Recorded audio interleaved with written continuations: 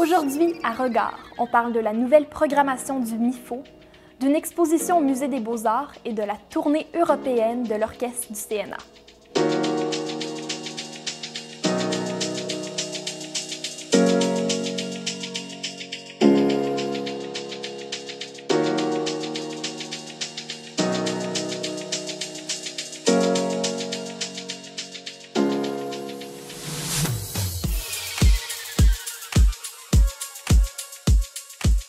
Bonjour, ici Amélie Trottier et bienvenue à Regard.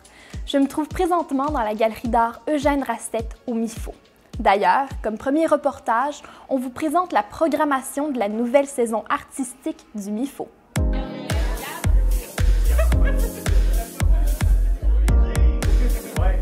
Je pense que la particularité du MIFO, c'est justement ce côté multidisciplinaire, le fait d'avoir une multitude en fait, de styles, d'artistes émergents, populaires et une multitude de disciplines. Donc, je pense qu'il y en a pour tous les goûts, tous les âges. Puis même si on a tendance à aller un peu vers des choses qu'on connaît plus, il y a plein de curiosités à aller gratter dans cette programmation. Donc, on aime ça, en fait, varier, c'est ça les plaisirs. Puis, on les amène, en fait, parfois dans des concepts un petit peu différents. Je pense à Kaléidoscope musical, où on met en scène, en fait, 6 artistes franco-ontariens ensemble, de styles totalement différents. Ils n'ont pas forcément joué ensemble avant. Puis, on les jette un petit peu comme ça, avec un défi de créer un spectacle ensemble. Donc, ça, c'est une des particularités. Après, au niveau de l'humour, on a pas mal la nouvelle génération des humoristes qui vient cette année. C'est sûr qu'on a des gens qui reviennent, même si c'est la nouvelle génération. Je pense à Catherine Levac qui va battre un record 9e fois. On a aussi Patrick Groux qui revient jouer à la maison un petit peu.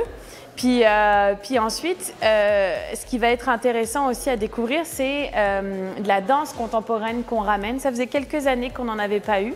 Compagnie de Toronto, Loua Cheyenne, qui vient présenter son nouveau spectacle.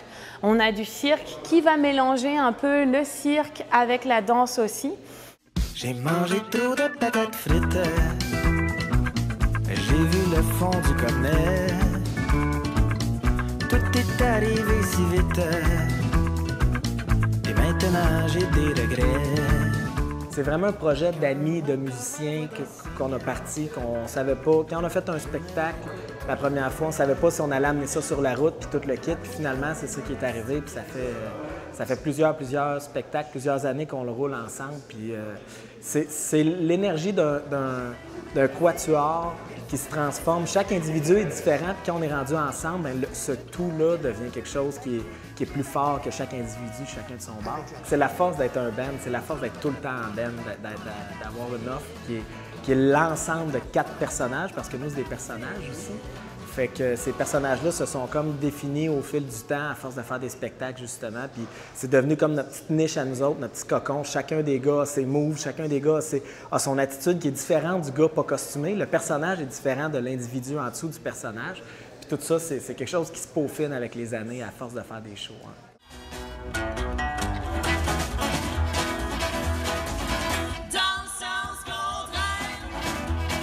Sur scène ou pas, je suis bien, je suis heureuse, ça va bien, j'ai pas envie de changer de vie avec personne, mais je m'enflamme un peu plus quand je suis sur un stage.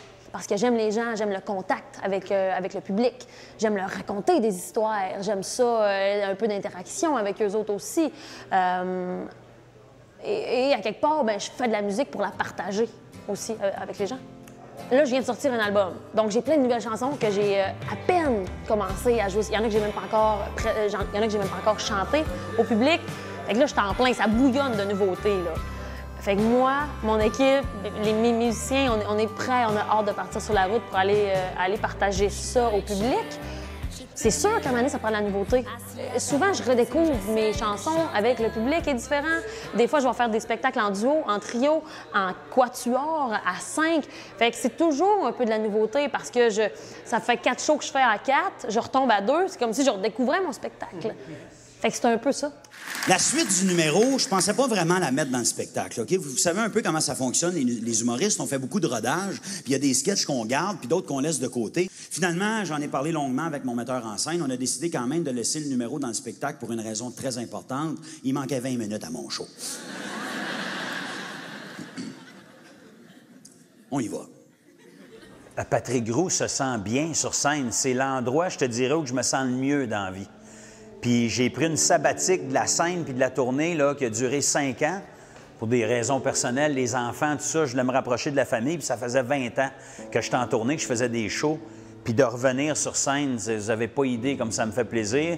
Puis comme je me rends compte aussi jusqu'à quel point ça m'a manqué, là. C'est vraiment, il y a rien de plus le fun. Moi, je fais de la télé, de la radio, j'ai fait plein d'affaires, mais il n'y a rien comme d'avoir les 2 pieds sur une scène puis de jouer devant un public. J'adore ça. Ce 4e show-là, moi, je sais pas s'il m'en reste beaucoup encore, fait que je voulais que ce soit mon meilleur. Faut être réaliste. Il y a des plus jeunes qui nous poussent dans le dos. Fait que, puis c'est correct aussi. Moi, je me souviens, quand j'ai commencé en humour, j'avais hâte qu'on me fasse de la place aussi. Fait que c'est normal. Fait que quand j'ai sorti ce 4e show-là, je me suis dit, c'est peut-être pas mon dernier. Puis si c'est mon dernier, mais je veux qu'il soit bon. Je voulais être prêt, je voulais le travailler. Fait que c'est beaucoup plus complexe qu'on pense, l'humour puis le stand-up.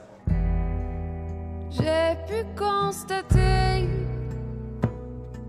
que les dieux ont autre chose à faire que de s'occuper de nous. Mon album a 1 an et demi.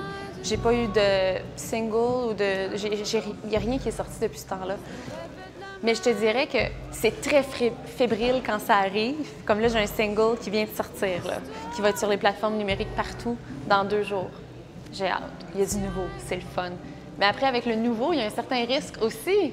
Fait que des fois, on se repose du nouveau parce que le risque est grand. Là, ça vient avec le jugement, ça vient avec, tu sais... Mais oui, il faut qu'il y en ait du nouveau, mais selon moi, il faut que ça soit organique. Il ne faut pas que ça soit poussé par la machine puis la croyance qu'il faut tout le temps qu'il y ait quelque chose. T'sais, moi je n'opère pas comme ça, en tout cas. C'est sûr que même si de l'extérieur, des médias sociaux ou quand on fait des entrevues, tout a l'air de rouler, là. Mais c'est pas nécessairement la vérité. Il y a beaucoup de... Il y a des oui, il y a des non, il y a du travail acharné incroyable en arrière-scène. C'est la passion c'est seulement la passion qui me pousse là-dedans. Tu sais, je dirais, il y a la passion, il y a les amitiés, puis il y a les relations de travail, les opportunités ici en Ontario français avec nos organismes qui nous aident, qui nous supportent. Mais au début, il faut qu'il y ait la passion. Puis moi, c'est vraiment ça qui m'allume, c'est ça qui me pousse à continuer, en fait. C'est intéressant avec cette programmation de faire des ponts entre des disciplines, mais c'est aussi intéressant de faire des ponts de saison à saison avec parfois des mêmes artistes. Je pense par exemple à Marie-Claude, qu'on a vue il y a 2 ans dans Balade transcanadienne. Elle était en coplateau avec Annick Granger et puis Caroline Savoie. Elle est revenue l'an dernier dans Kaléidoscope musical, donc je le mentionnais. Et cette année, elle va être là avec son spectacle à elle en mai 2020. On part plus loin dans la fin de la saison. Mais la petite particularité, c'est qu'elle va faire la première partie d'Ariane Moffat le 6 février. Donc, vous voyez, on essaye d'à la fois aller représenter, en fait, de donner en fait un tremplin à ces artistes qui sont peut-être parfois moins connus, puis de leur donner aussi des expériences professionnelles en vivant justement ces concepts-là.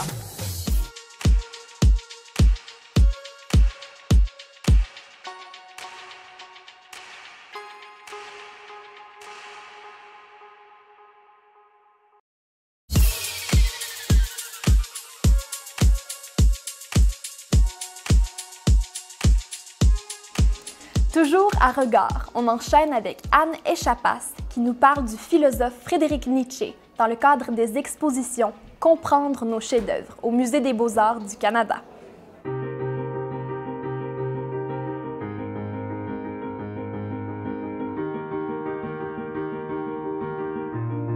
Alors cette exposition fait partie d'une série d'expositions qu'on organise au musée qui vise à offrir un contexte un peu approfondi à une œuvre ou un artiste de la collection nationale.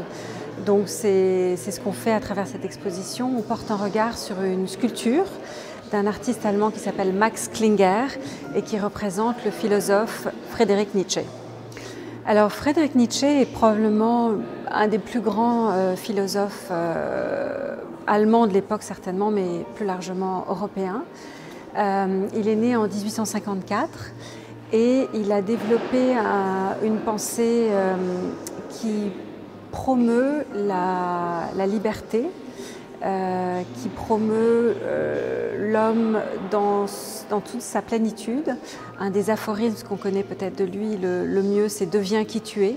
Nietzsche a écrit plusieurs ouvrages où il diffuse sa pensée dans un langage extrêmement poétique et accessible et sous forme d'aphorismes, c'est-à-dire que ce sont des phrases dont chacun peut s'inspirer pour développer sa pensée.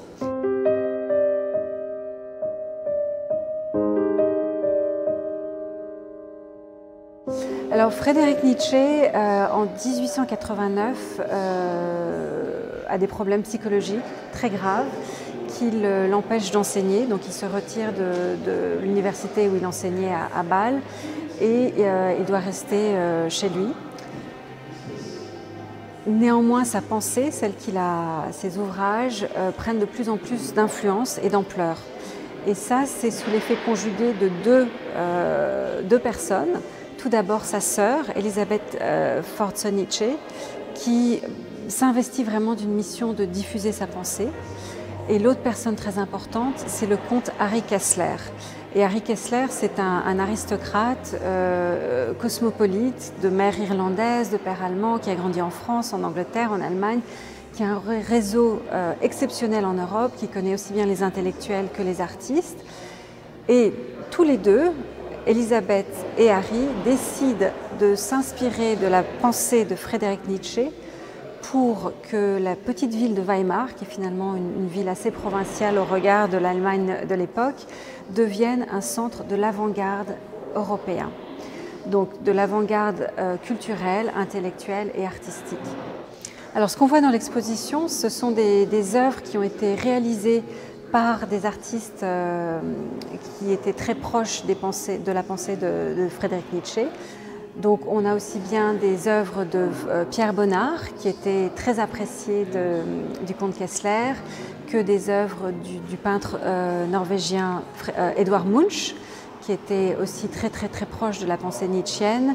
On a des sculptures d'Aristide Maillol et d'Auguste Rodin, qui étaient tous les deux des grands sculpteurs contemporains de l'époque. Et donc tous ces artistes sont vraiment à l'avant-garde, à la fine pointe, si vous voulez, de la modernité artistique de l'époque.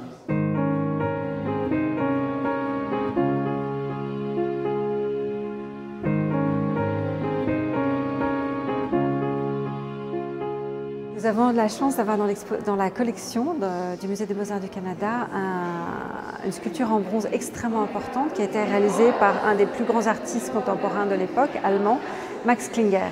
Et Max Klinger a été invité par le comte Harry Kessler à réaliser cette sculpture, ce portrait de Friedrich Nietzsche, en utilisant le masque mortuaire du philosophe. Et par la suite, la sœur de Nietzsche a décidé que c'était une représentation tellement intéressante et tellement juste du philosophe qu'elle a décidé de la faire réaliser en bronze. Et donc, ce que nous avons dans la collection nationale, c'est une des 3 versions en bronze du marbre qui est actuellement à Weimar. On a beaucoup de chance de la voir, il n'y en a que 3 dans le monde, dont une ici. Nietzsche est un philosophe finalement qui donne un message de liberté aux artistes. Il leur dit réalisez-vous, vous êtes des visionnaires, vous devez être des prophètes, vous devez montrer le chemin, guider, ouvrir la voie à la société. Vous devez travailler dénué de toute inhibition, sans être sclérosé dans votre approche, à votre pratique.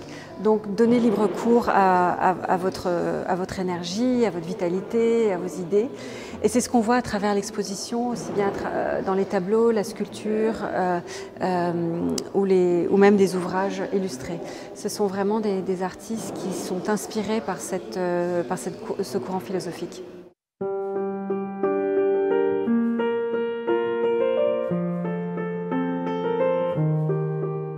Ce qui est intéressant dans cette exposition, c'est qu'elle raconte un moment finalement très intense entre 1895 et 1905, donc sur une décennie, mais elle raconte comment une société qui est peut-être essoufflée, conservatrice, qui était à la recherche de comment elle pourrait se réinventer, finalement, sous l'influence d'artistes et sous l'influence d'intellectuels, cherche sa voie et arrive à se renouveler. Et je pense qu'aujourd'hui, on est peut-être à la recherche de nos nouvelles valeurs, de qui on veut être, de qu'est-ce qui nous touche, comment approcher les choses. Et je pense que ça donne un message à tous que peut-être il faut regarder plus les artistes et les intellectuels et les écouter pour se nourrir, pour se recharger, pour s'inspirer, pour avoir pour se réénergiser finalement. Et je pense que c'est vraiment un message qu'on ressent assez fortement dans l'exposition, que en s'ouvrant à la culture, on s'ouvre aussi à de nouvelles idées.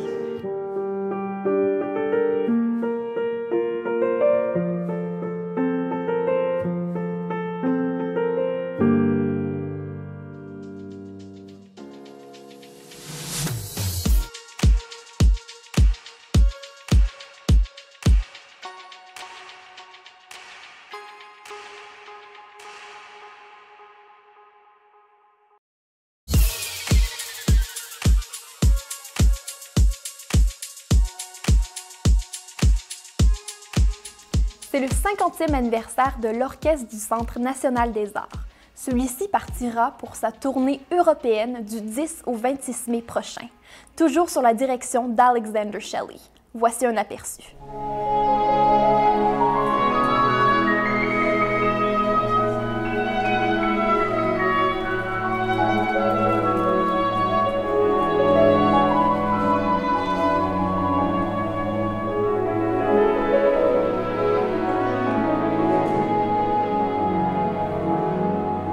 Mais ça fait 18 mois qu'on travaille sur ce beau projet. C'est un des projets pour souligner notre 50e anniversaire et c'est une occasion de promouvoir le talent extraordinaire des compositeurs canadiens. On va amener des œuvres de 6 compositeurs canadiens en fait et aussi de souligner le grand talent de notre orchestre. Et aussi nos stars qui vont être avec nous, Jan Lechotsky, pianiste, et aussi James Ennis, violoniste. Et en même temps, on va pouvoir organiser des partenariats. On a une trentaine de partenaires avec qui on travaille pour vraiment explorer la thématique de la tournée Passage, puis comment on peut apprendre l'un de l'autre à travers des œuvres d'art, la musique et des projets transculturels. On va aussi travailler avec des élèves de la Sorbonne pour créer des nouveaux petits concerts musique de chambre pour des centaines d'élèves élémentaires, au niveau élémentaire, qui vont venir à la scène musicale à Paris pour expérimenter ces nouveaux prestations. 2 de ces compositeurs viennent de recevoir des Juno, des prix, notre plus grand prix en fait au Canada pour nos compositeurs classiques. Alors ça nous donne une grande fierté d'être capable de vraiment partager avec le monde le talent qui existe ici parmi nos compositeurs. C'est vraiment le moment pour partager cette voie-là très importante. On est tellement contents d'être arrivés à ce point-ci où on est prêt à partir. Là. Il y a beaucoup d'anticipation. On a Jan Lechotsky avec nous aujourd'hui qui va répéter avec l'orchestre. Il y a vraiment une énergie assez spéciale parmi notre équipe. Et c'est sûr qu'on va avoir l'occasion de voir nos partenaires aussi, nos partenaires éducatifs face à face après plusieurs mois, même 2 ans de travail pour réaliser des beaux projets qui vont réunir des jeunes ensemble.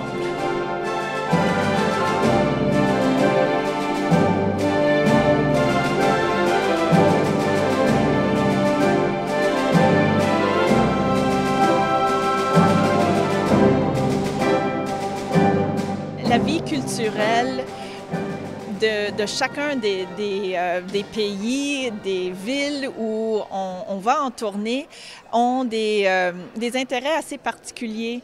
Puis ça nous donne l'occasion d'apprendre et de faire un partage de connaissances et aussi de créer des relations, des partenariats qu'on espère continuer après la tournée même. Alors, on est tellement chanceux d'être capable de réunir différents partenaires qui, des fois, n'ont pas eu la chance de travailler ensemble. Alors, dans le cas de Londres, on travaille avec la Philharmonie, Royal Philharmonic Orchestra, et aussi the Royal College of Music. Puis eux autres, ils n'ont jamais travaillé ensemble avant, puis maintenant, ils vont continuer à travailler après l'événement qu'on organise avec eux. C'est sûr que c'est une occasion de fêter cet anniversaire avec le monde. Dans ce cas-ci, c'est avec cinq pays en Europe, avec une trentaine de partenaires, avec des jeunes, puis de découvrir différentes approches, différentes perspectives et de voir que, en fait, la musique nous unit. Il est vraiment doué comme chef d'orchestre, c'est sûr, comme musicien aussi, et aussi comme éducateur. C'est quelqu'un qui adore travailler avec les jeunes, il est très généreux, puis il recherche toujours des occasions à connecter avec son public, à partager avec eux sa passion pour la musique.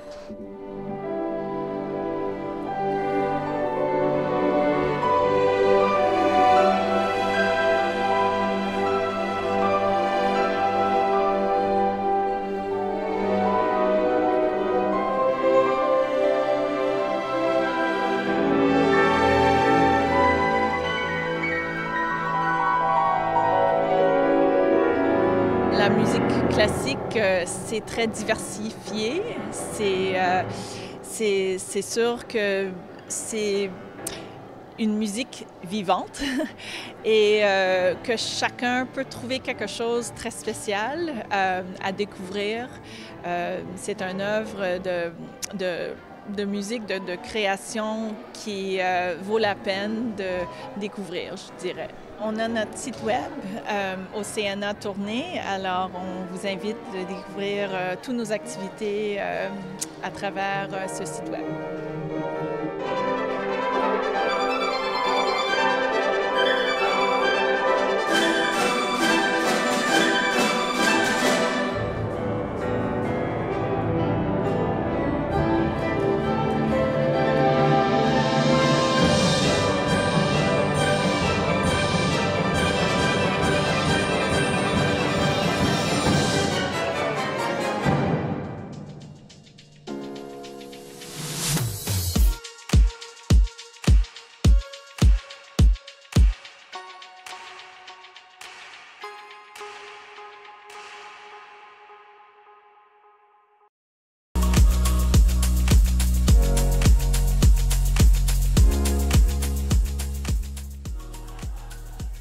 Pour conclure cette émission de Regard, on vous invite à visiter la chaîne YouTube de TV Rogers pour voir ou revoir les reportages.